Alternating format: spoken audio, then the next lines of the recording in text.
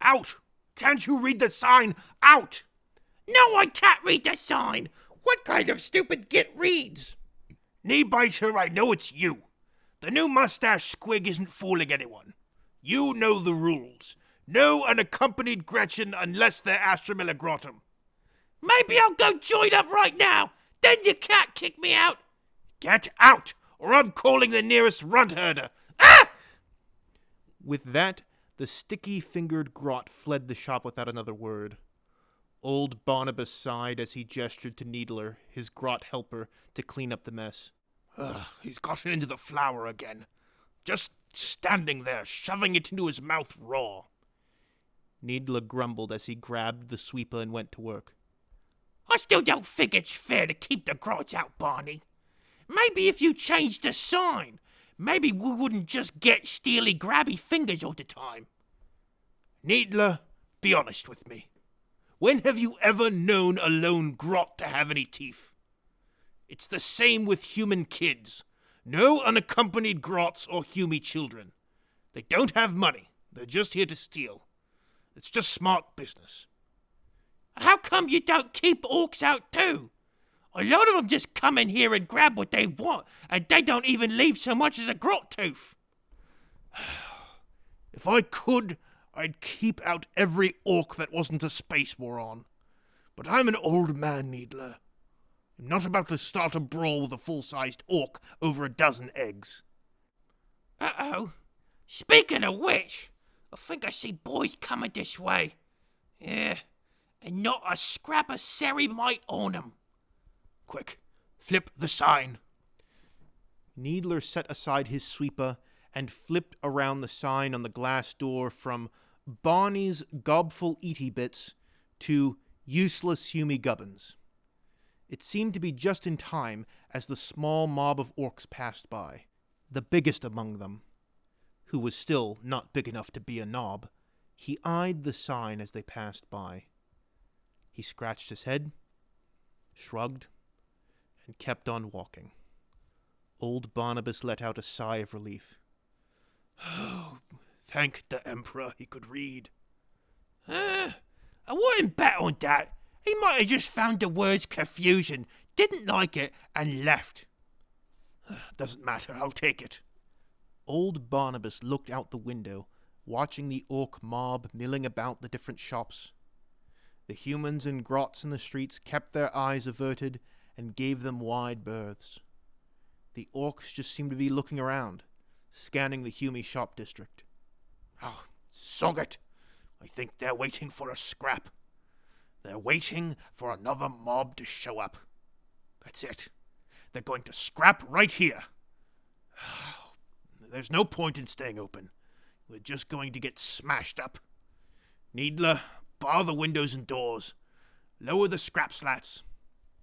Old Barnabas and Needler closed up shop, lowering a set of bars over the inside of the windows and then locking them in place before lowering the heavy scrap slats that covered the windows and door from the outside.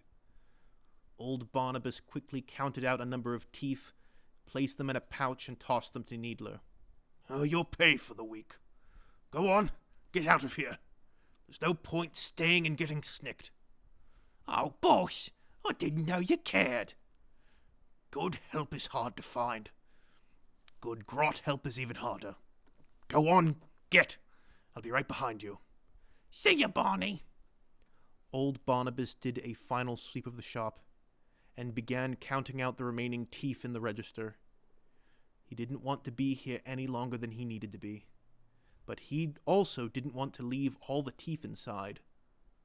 As he worked, Barney could hear the roar of a truck followed by the screech of brakes. Thank the Emperor, these ones used brakes. They almost never used brakes. Barney hurried as quickly as he could, shoveling the teeth into a rucksack. He could head out the back and be home without any more trouble. Then he heard whirring and heavy clanging and loud expletives shouted by the orc mob. Barney knew that sound. Actuators, pistons, gears, hydraulics. Indeed, he knew that sound. The truck had hauled in a death dread. Daka erupted from the mob outside as kill saws roared to life as the scrap began in earnest. Unless they had backup, the first orc mob was going to be annihilated. Explosions rang through the streets as the orcs exchanged stick bombs. Bonnie was almost finished. He tied his sack shut and stuffed it into another unassuming travel bag that he slung over his shoulder. Just as he did so, another explosion erupted, this one right in front of his shop, and the tremendous body of a death dread crashed right through the heavy scrap metal shield on the shop door. Orcs swarmed over the body of the dread, attempting to fire into the view grill of the machine. The dread was shoddy, even by orc standards. The work of some slum scrap mech, nothing like the dreads of the Space Morons. Bonnie was about to run for the back door when the dread began flailing and fighting off the orcs. Bonnie ducked just in time as Daka ripped through the back wall of his shop. The old man felt sure that this was the end, that the shop would collapse, or a stray round of Daka would find its way to him, and that would be the end. But then, a voice boomed over a Vox speaker outside. No scrapping in the human city! The Emperor protects! Old Barnabas could hear the sirens ringing from the Albites as a large unit of heavily armored orcs wearing visored helmets stormed the fight, wielding shock sticks and power mauls. They fell upon the offending orcs with great enthusiasm. Old Barnabas just hid behind the counter, fearing what might happen if he tried to flee out the back. Who's to say there wasn't fighting out there, too? After what seemed like an eternity, the fighting finally died down. Old Barnabas cautiously stood and saw an Albites constable scribbling something on a pad of paper. He seemed to notice old Barnabas as he stood up. Oh, good. I could give the report to you right now. My store? Yep, them boys smashed stuff up pretty good. What am I going to do? The constable tore the paper from the pad and handed it to old Barnabas. Take this to the Hume court. They'll give you some tea for the mess. Probably. Old Barnabas looked at the scrap of paper, which simply read, "We had a really good fight. This git shop got smashed up real good." All right. That was a really fun fight. Bye, old Hume. You can go back to doing Hume stuff again. For the Emperor. The Albites finished writing similar reports for the shops nearby, but soon they all hopped on the siren screamer and rolled away, leaving old Barnabas in the ruins of his shop. He looked down at the report and sighed as he made his plans to petition the Hume court. Well, I suppose it could be worse. I could be living in the Imperium of Man. No man do they call me. My mother and my father, and all my comrades as well.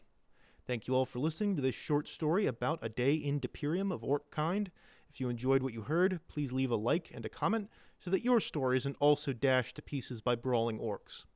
If you haven't yet subscribed, please do so in order to hear more stories about the conflicts between human and Xenos living together.